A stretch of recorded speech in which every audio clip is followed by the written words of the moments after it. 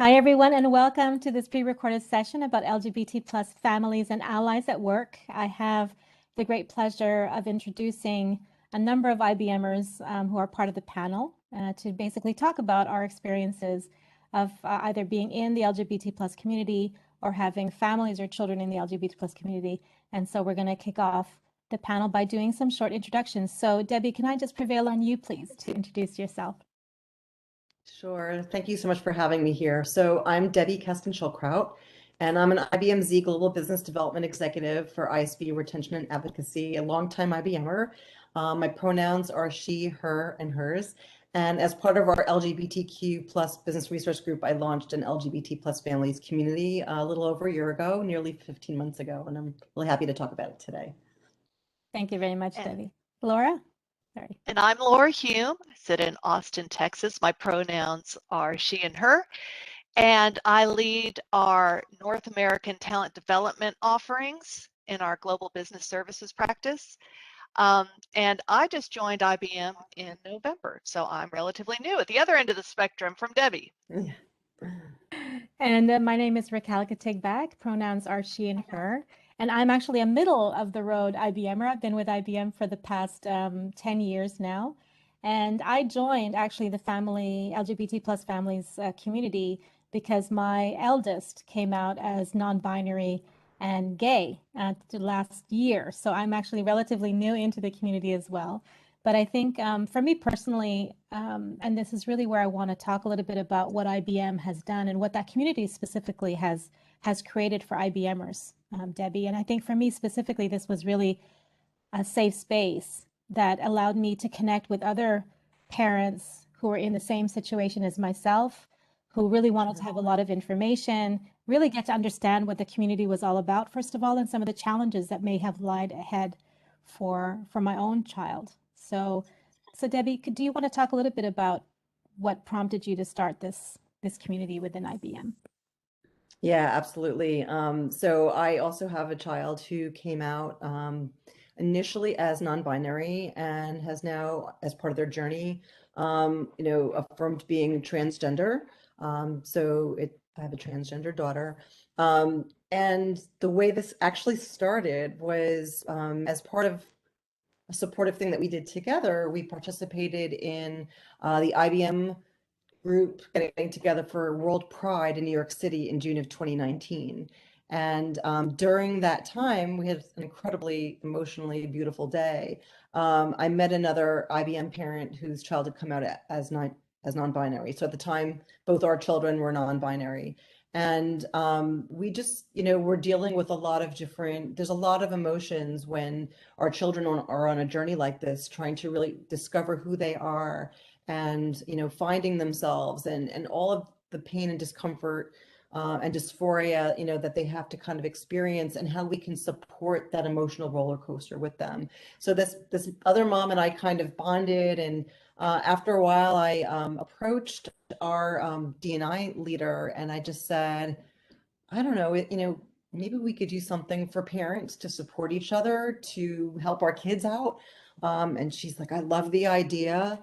And she goes, if you want to lead it, let's go do it. And, it's amazing as at a company like IBM, which sometimes may seem so mammoth and so huge to others. There's a lot of grassroots kinds of things that can happen. And it literally was very organic. Like I literally just started to get a group of people together. We wrote a mission statement about what we wanted to do.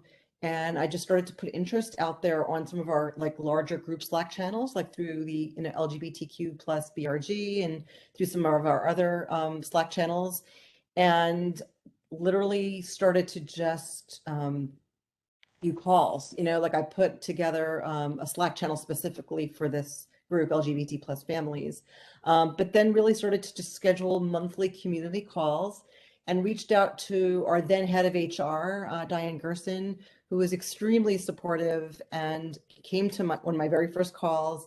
And we just kind of kicked it off that way. And just by having like constant reach, constant information, trying to put it out there, we've just organically built up over a couple hundred IBMers that are part of this group in just about 14 months. And that community has been so supportive, I think, Debbie, honestly. I mean, so many compelling stories have come out of that. And Laura, what has your experience been being part of that new to IBM Yeah, and then discovering this community? new to IBM, and my story's been a little interesting. When I was interviewing, um, the person I ended up reporting to, the partner I was reporting to, was an out executive, and my daughter had just come out as trans in January 2020. And she had come out as gay in middle school, but also through that period of discovery came out as trans several years later. And I had been in affinity groups at my previous company that were a little active, but I came out here myself, which I had never done before. I'm a cisgender woman. I'm married to a cisgender man. I was just sort of under the covers. My husband, my family, they know that I do not identify as straight, but I had just been living that lifestyle, and it was really easy to kind of keep it under the covers and not, not come out. And I really realized how important it was to have a sense of belonging for the and to be more of an ally for my daughter, to have people who were out and maybe in more visible roles because I'm a partner here. And so I came out like within my first month, the very, very first time, and my eye was twitching. A lot of folks do that maybe in their teens or their early 20s, and I'm in my 50s coming out after all of this time. But I felt like it was important, and it gave me some visibility in this community. And so then I was invited in, and I was sharing stories about my daughter, and she's really the catalyst that had me do that. And then this group, which is obviously a subset, has just been so helpful and so kind and very involved from everything for I'm on a subcommittee that looks at bathrooms that for not only IBM, but for client sites, which if you're not in consulting, you may not think of, but you'll often not go to your home IBM office. You're at a client site all the time. And what happens if you don't have non-gendered bathrooms? That's very problematic. Um, and then to education and to understanding what our benefits are. So all of that's been really helpful, but it also gets to it's not ridiculous, it's the day-to-day. But not only is my child transgender, but she's also goth. Where do I shop for her? I don't shop for goth stuff. And it's been this incredible community that just says, oh, here are some search terms you should look for, and here are some sites I go to. I'm like, oh, thank goodness, because I can't help her at all. So it's been an incredible sense of personal engagement for me, where I feel like outside of my day-to-day work and selling solutions and all that, I have a community that I can really ground myself in, who's just super supportive. It's been amazing.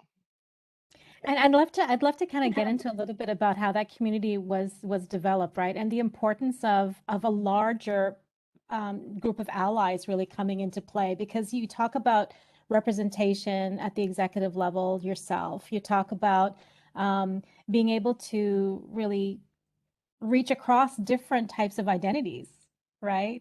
As communities and as family members who really want to give the best support for ourselves as individuals as well as family members.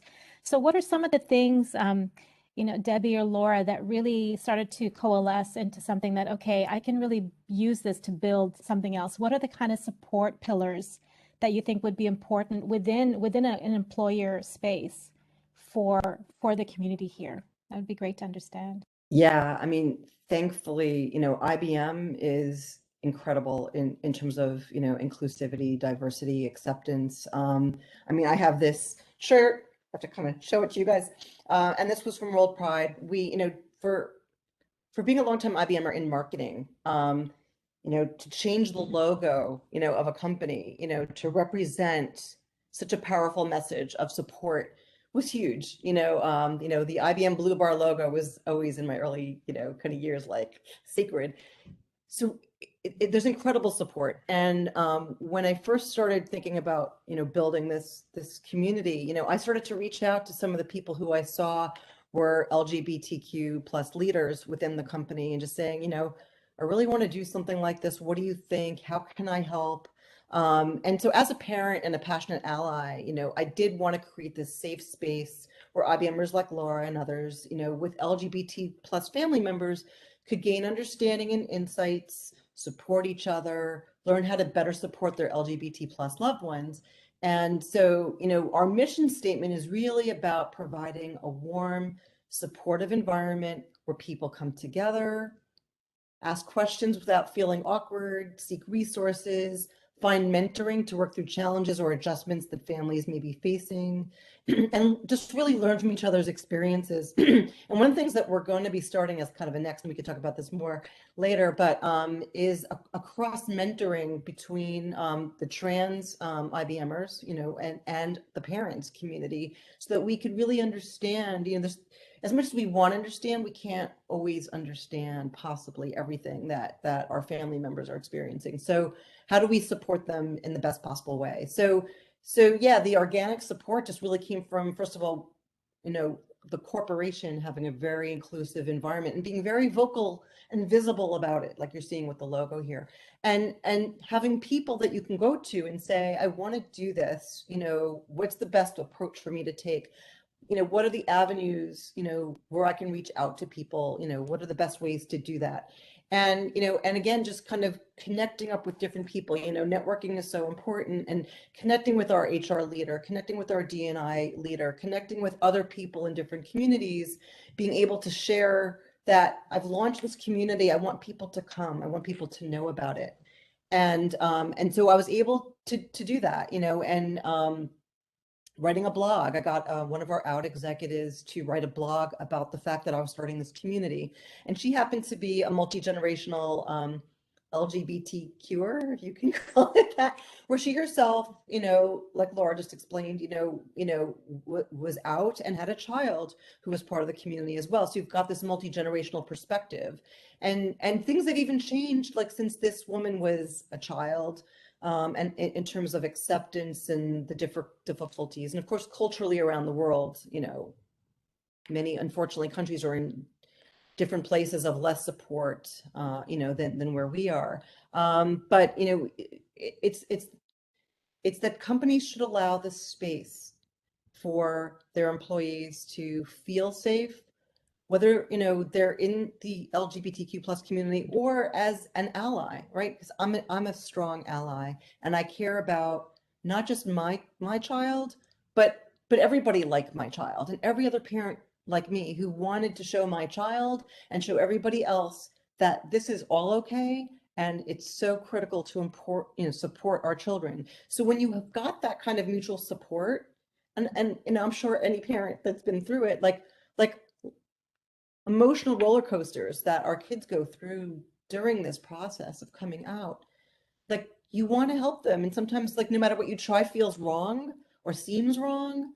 And then, when the waters calm, and then your child's like, yeah, this was okay, it's like you could take a deep breath. But going through that is so hard. So to have, people you can talk to, or your managers understanding that, this can be a difficult time for different people, like to allow that space where we can come together and find others who will be supportive in any way, shape, or form, whether it's, yeah, I've been through that already, or here's how you go do that, or just take a deep breath, take a mental health day, take what you need, whatever kind of support, that can be provided.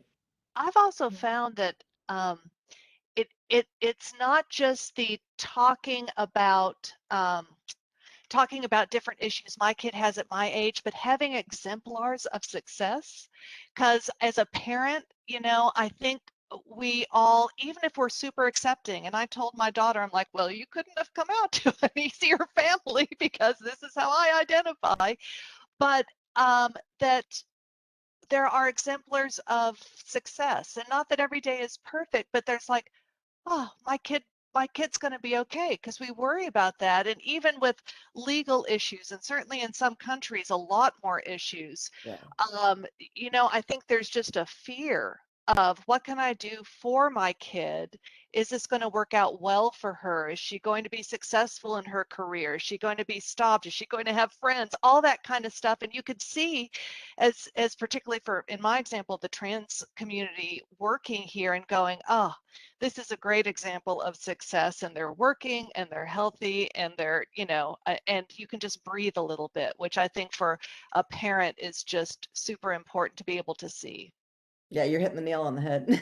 Yeah, and I have to say it's the perfect segue because Ariana has just joined us, and I think she is definitely an exemplar of those people who have become extremely successful, balancing a number of different, commitments and family priorities. Ariana, we're just Yes, going to go straight into this now. Do you want to give an introduction to yourself? How long have you been with IBM? What you're doing and okay. your background into as part of the community. Okay. First of all, Yeah, sorry for the delay. I was a no little problem. busy. Okay, I'm Arianna. I'm working in IBM is now 31 years. I was hired in 1990. I'm always worked in finance. I had some international experience in Paris and in Budapest. Actually, I'm the system CFO for Italy market. And I worked in this company. I was hired when I was a man. I did my piece of career as a man. And in the middle of my life, about 10 years ago, 11 years ago, I realized my nature of transsexual. And I felt a woman as I was always in my life. But when I was young, the time was different, the environment was different, and my perception of myself was different. I was getting in love with my wife, my old wife, so nothing forced in this sense. I was married with, I was convinced for that.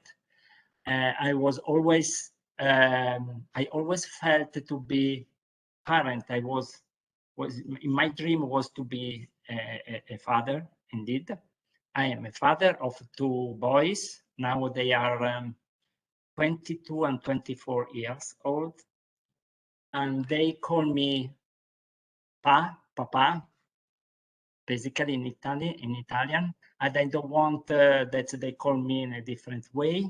I'm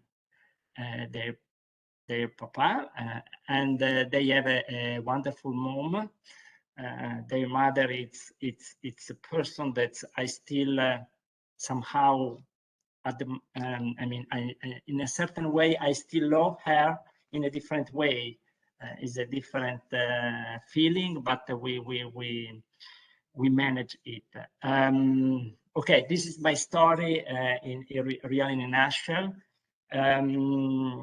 Clearly, when I started my transition here in IBM, in reality, I was already starting my transition a couple of years in advance, also with my family and with my ex-wife, and this was a tough time for me, but even worse for her and for my family, clearly, because as I probably we already shared this thinking, this was a transition for me, but it was an hard transition for them because I was, as I said, I was gaining something. In my view, they were losing something.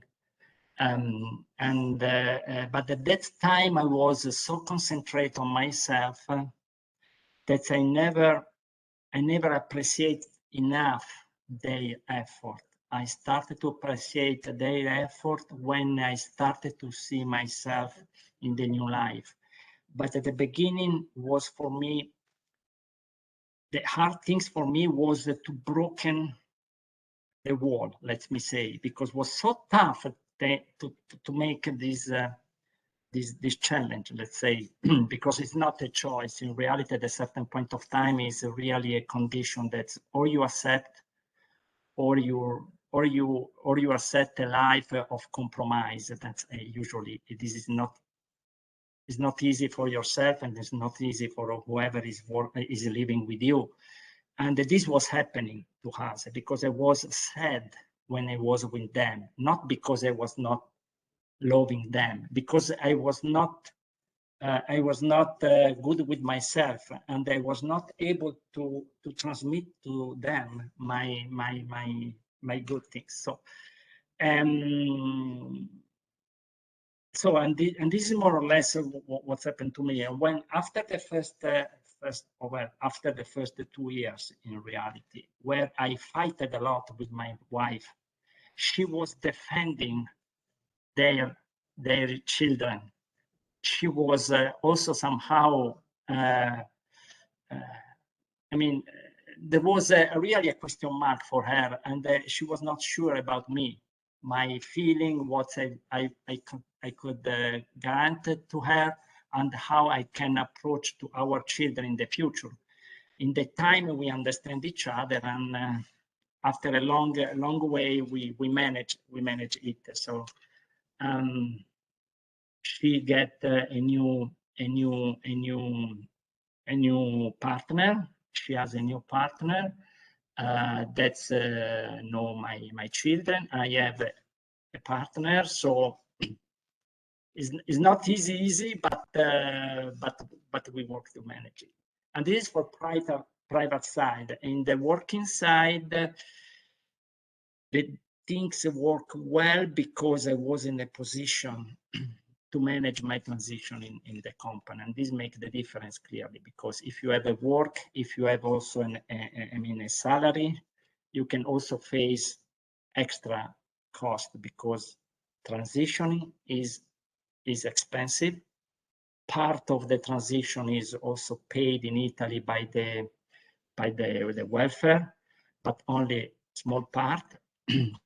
And then mainly was important because when you go to live alone, when you have to grant, a certain level of life to your children and to your wife, is important. My wife also, during her life, she also followed me, for example, in Paris, and she left her job for me. And I cannot forget this. And so she deserved also my help. And I believe I was fair enough with her, and she believed too. So, and this facilitate also our stay together, because even if it's always not the principal things, but also the economical aspect can facilitate or make complex the things. And having a work and good working environment is making the life clearly easier. So this is more or less my experience. So I'm That's sorry because I missed fantastic. part of you.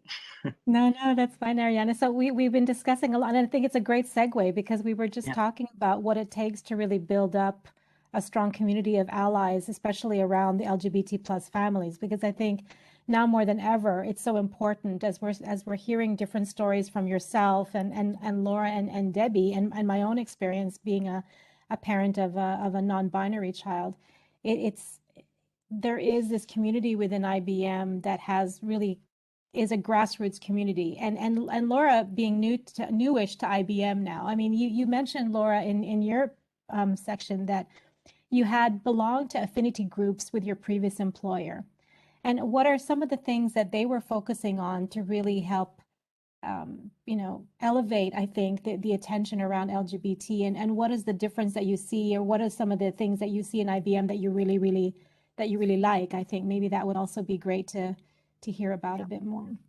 So some of it was education, which is great. We do that too. And some of it was things like pride parades and how to really show allyship by getting the office. So this was local office, getting the local office involved, et cetera, how to send out messages. I think that one of the really key tangible differences here is how active our Slack groups are. So not everybody uses Slack. In fact, I'd never used Slack before. I've been using Teams and other, other kinds of, but it is that immediate social, informal network that is not, here's another email coming through that saying, hey, here's a a WebEx that was recorded on somebody speaking about this, or you have a whole side thread like I was talking about, where do I even shop for my kiddo who is trans and goth, and oh, by the way, needs larger than average women's shoes. Where do I get that kind of information? And I can put it in the Slack thread and get responses, and it just feels very alive and vibrant and in the moment that we didn't have in my other group. And I think it's just really the difference, again, for that sense of belonging, particularly as we're all remote, and consulting tends to be a little bit remote anyway, but maybe that's why we have these channels that are just more solidified. I have found it amazing. And there are several of our, and Debbie, I know that you've been really instrumental here. We have them for families, we have one for allyship, we have one for LGBT overall, and there is a little bit of redundancy because those things get posted, but you just pop it open and go, yep, I saw that one. And then you can get to the level of detail that you need because this group is here. And I love, I kind of want to pick up also on the fact about representation, because obviously, Debbie being the face of our LGBT plus families community. I mean, you were talking earlier, Debbie, about some of the social media campaigns. Do you want to talk a little bit about how representation, what is the idea around the representation on social media channels? And then Ariana, I know you have been a very vocal speaker on a number of different topics, and I think it's great to maybe talk a little bit about that and how IBM is kind of facilitating or helping you reach maybe different audiences than what we would typically have, right? So Debbie, do you want to go and talk a little bit about that? Yeah. Yeah, and hopefully, people will start to see it on some of our, our IBM handles, like Life at IBM on Instagram and on Twitter, and as well as our corporate accounts, and from individuals, like me and the others here. But it's really about, helping people to think about how to be more inclusive, right? If we had everything kind of all the same cookie cutter, right, it gets us away from being diverse and open to understanding client needs. And so as a company, regardless of what kind of company you are, you want to welcome diversity because it brings in the different perspectives, because your clients probably have different experiences and perspectives, right? So it's about how we, think about how we can parlay some of what we're doing here to others. So, for me, I've always been like a community builder, and it's something that people pointed out to me, which was kind of fun, because I love to network. I love to problem solve. So, part of that is, that's what defines me. So I want to say to people, like, what problem are you going to solve today? Or who are you going to help today? How are you going to make somebody's world a little bit better? So it's thinking about, things, like that. And I think the reason why this particular families community has resonated so much is because it's connecting people together, and it's finding others with the same questions or challenges or insecurities. And it's people telling their stories and experiences in order to help others. So it's all about, helping others. There's no other like underlying reason other than that, which makes it so pure and so powerful and so meaningful. And, I try to keep it fresh every month, to just kick off different topics. Like I ask people in the Slack channels, like tell me what you need. Tell me where you need help. What do you want to hear more about? So, I mean, we've done everything from how, a mother and child went on this journey together, how their child started non-binary and then became trans, and how we got so many helpful perspectives from both the mom and the child. And, we've had, I think one of the best gifts about this community and having built it is that, I guess, initially when you do something, you're like, okay, I want to help other parents, or family members, like with understanding better and helping. But then what's happened is a lot of LGBTQ individuals have joined our community, which is amazing, because what they do is they help give us perspective. They help explain things to us. They help give insights that are so incredibly valuable. And the emails that I get and the Slack messages, personal ones that I get are just like, I can't tell you how heartwarming it is because people are saying how helpful this is to them. I've had LGBTQ individuals say to me, I don't have a safe space in my country, or I don't have a safe space in my family. And this is like found family for me. And like, that's like huge. And so we actually did a topic last month about found family and how, sometimes you can't, create your own family or how your family reacts to things, but you can find your virtual family, your found family, people who will support you and lift you up. So if we can help share this message with others more broadly, beyond, within IBM and beyond to any other company, I just think it's really important to think about, what this means and how it helps people. And I could tell you just, more and more stories about people coming out to me at work and the topics that we've had that are so helpful. But I want to make sure everybody gets their time, and happy to I think Debbie's done a great job too on pulling in that diversity with looking at the intersectionality. So my kiddo's neurodiverse too, and I'm really excited. This week we're going to have a topic on LGBT plus neurodiverse, and I'm super excited about it. So it's reaching across into other these affinity groups or BRGs and sort of growing the connections. Thank you, Laura. I think that's great. That's great insight. Now, Arianna, I know from hearsay, right, that you've been a very strong advocate in sharing your experiences in Italy specifically. This actually in reality is not really my attitude, but I was in the center of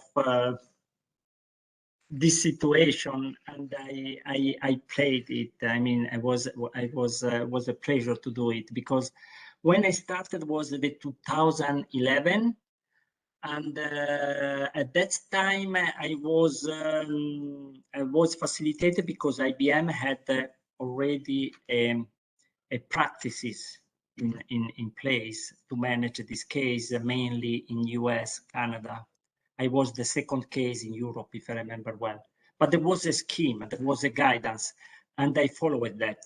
In Italy, at the same time, IBM was associated with an association called the Parks, that is an LGBT association to promote the LGBT culture in the company for business reason, not for other reasons. So explaining why is also worth for the business to open these things. Not only LGBT, clearly, because diversity is more complex, but this association was, let's say, focused on this kind of matter. And I was involuntarily, let's say, like one of the person that was representing also Parks outside IBM, because Parks, let's say, responsible, a great person, was asking me maybe to help to promote also the transsexual item within this context, because it was much more focused on gay, lesbian, but much less on transsexual. And honestly, I'm not so. I mean, everything I shared is only based on my experience. I have no a deep culture on transsexual. I really try to, let's say, leverage on my personal experience and bring my experience. And this was happening also internally. I mean, Laura and mainly Debbie now talked about networking. Networking is fundamental. Internally, more than networking, as a first, I believe I represented the phenomena of transsexual in a different way in the case of the colleagues. All colleagues was simply not aware of this reality, as I was, honestly, a few times in advance, because it took me 10 years to realize what I am. 10 years, also because I was, I was married. I had a regular family, regular by bracket. I mean, standard. Let me don't quote me on the terms. I mean, a standard, a more common kind of family, and take me 10 years to understand myself, because it's not easy when you are engaged in a certain life after 40 years. But and then so I was not really aware too much, but I simply explained to the colleague what's happened to me, and the colleague always appreciate me for I believe for the, because I made the things easy. I'm always the same. I'm always the same, and I'm not changed. They appreciate after the initial surprise that I'm always the same. Honestly, more relaxed at the beginning, because in the last years I was much more nervous. Let's say I was not comfortable with myself. And then I was really, they look at me and say, well, you are not like the other. They told me, you are not like the other transsexual. And I always say, no, it's not. It's you that you see the transsexual like other person, but they are not. And after time to time, they understand this. And this, this was a good opportunity for me, doing nothing, just to show that the things are much easier than what we want to see. And the second thing, but this takes time. This happened in the 2015 when Parks was contacted by one of the major newspaper, daily newspaper in Italy, asking for a story for a transgender person in the company. Parks suggested my name, and this newspaper, Corriere della Sera, Raquel, asked my interview. I asked IBM if I was if they give me the possibility to talk about also IBM. They give me the blessing. From that time on, also in IBM in Italy, Italy is always a little bit more, let's say, is a little bit more complicated than in other countries in Europe, understood that I believe that they understood the importance also to bring this as a value within the company, and they started also to do some internal event. That's all. This is what's happened, and was good, let's say. I mean, I just think if I needed to wrap it up, because this is all the time that we have on this particular session, and thank you so much for that. I think it's been fantastic to hear everyone's experiences that have been so different and really reflect just a microcosm of the spectrum of experiences that we have with as an IBMer and as a family member or a parent to our communities. I think what I'm hearing is that it's so important for the sponsorship at the corporate level to really get behind and support employees who are going through these difficulties. And you never really know who's going to be there to be able to give a helping hand, but to be really visible about it. And it's not just about having a rainbow logo during Pride Month. It's actually for the whole year. So the sponsorship from the company, representation of key identities and people who are the exemplars to what Laura was saying about yourself, even Arianna, right? About you representing what could be the ideal of a person who's comfortable with themselves, who have done their journey, who are really kicking butt at their career, and just really having that fantastic experience. And I think it is about community building. Debbie, I think that's really what I'm getting from yourself, is that how can employers give the tools and the space for employees and coworkers to just really get together and help build those communities. Is there anything else, folks, that we should be adding up to that list? Thank you for the opportunity. I appreciate it. No, this has been really great, getting to know all of you a little bit more. And so I will close this call now, and then thank you very much. And we'll see you all on the Q&As on the session. Thanks a lot. Okay. Bye now. Thank you. Bye-bye. Appreciate it.